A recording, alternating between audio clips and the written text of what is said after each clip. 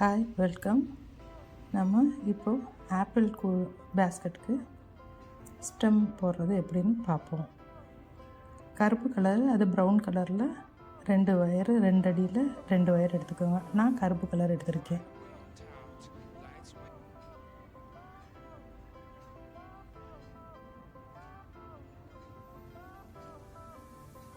ரெண்டையும் சமம் பார்த்து எடுத்துக்கோங்க.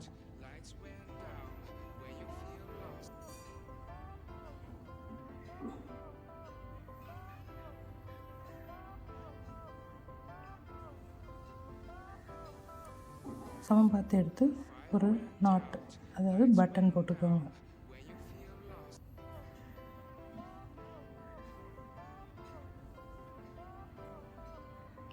பட்டன் போட்டுட்டு அது சமமாக இருக்கா அப்படின்னு பார்த்துக்கோங்க. முன்னையும் பின்னையும் சமமாக இல்லைன்னா அதை கொஞ்சம் சரி பண்ணி சமமாக வச்சுக்கோங்க. அப்போ தான் நமக்கு சமமாக நல்லா நீட்டாக கிடைக்கும். இல்லைன்னா முன்ன பின்ன இருக்கிற மாதிரி இருக்கும்.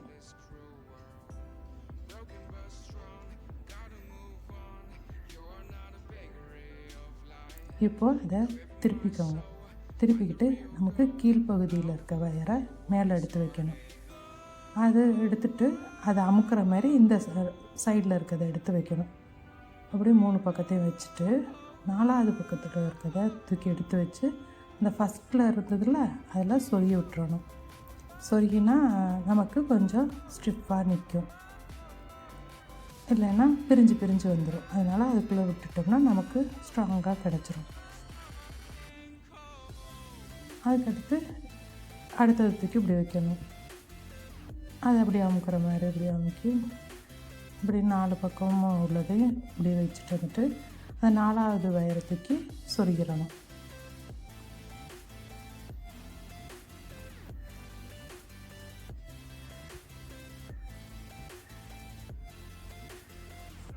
இது நீங்கள் கருப்பு கலரு அல்லது ப்ரௌன் கலர் வயரில் கூட போட்டுக்கலாம்.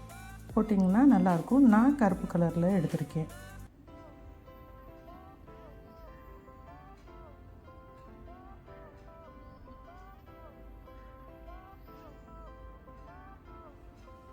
இப்போ பிரியாமல் இருக்கா?